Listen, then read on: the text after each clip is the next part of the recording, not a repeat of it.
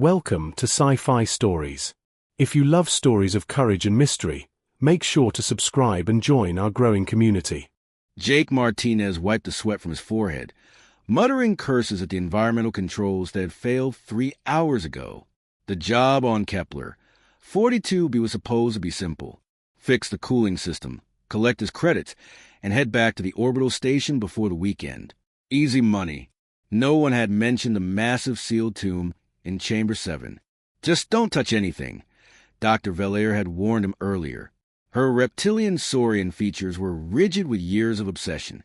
She had spent 15 years trying and failing to open the obsidian vault dominating the dig site. Every known civilization had tried over the last 50,000 years. All had failed. Jake didn't care about ancient mysteries. He cared about the dust. The red dust coated everything.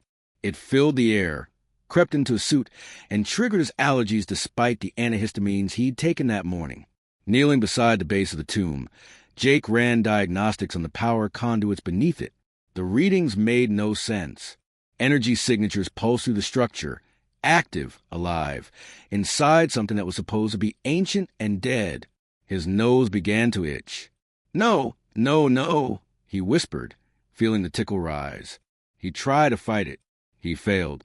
The sneeze exploded out of him like a supernova. Droplets of very human saliva splattered across the tomb's perfectly smooth surface. The chamber ignited with light. Ancient symbols flared to life, glowing gold across the walls. The obsidian shifted as hidden mechanisms groaned awake for the first time in millennia. The sound echoed like a giant exhaling after a long sleep. Then a voice filled the chamber. Deep, resonant, ancient. The air has returned. The blood of the ancients flows once more. Jake scrambled backward as the tomb split open with thunderous force. Dr. Velair and her team rushed inside, alarm screaming from their equipment. "What did you do?" she shouted. Jake swallowed. "I sneezed." From the heart of the tomb, a towering holographic figure materialized. Humanoid, impossibly tall, wrapped in robes that seemed to contain entire galaxies. Its eyes locked onto Jake, piercing straight through him. Biological authentication confirmed. The figure intoned. DNA markers matched the predecessor genome. "Welcome home, child of Earth."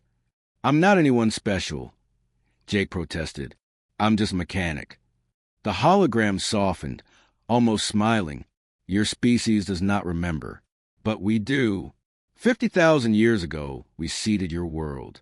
We gifted you consciousness, curiosity, the need to fix what is broken and build what never was. We are the architects. And humanity is our final creation."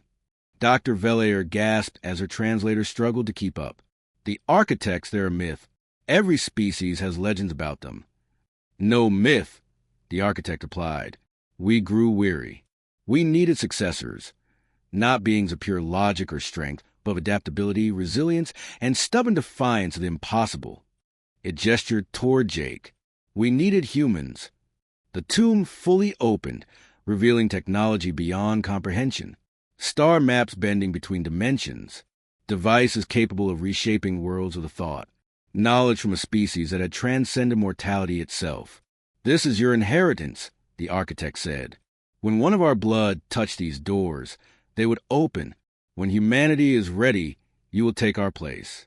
You will become the gardeners of reality." Jake stared at the wonders, then at his oil-stained hands and the simple toolkit hanging from his belt. "I fix air conditioners." "Yes," the architect said, smiling fully now. "You fix things. You see a broken universe, and your instinct is to repair it. That is why you are worthy." The hologram began to fade. "Explore. Learn. When your species is ready, the tombs will open across the galaxy. Until then, keep fixing things." Jake sneezed again. Dr. Velair looked at him differently now, awed, uneasy. The human, covered in dust and completely ordinary, had just become the most important being in the known universe. All because of a sneeze.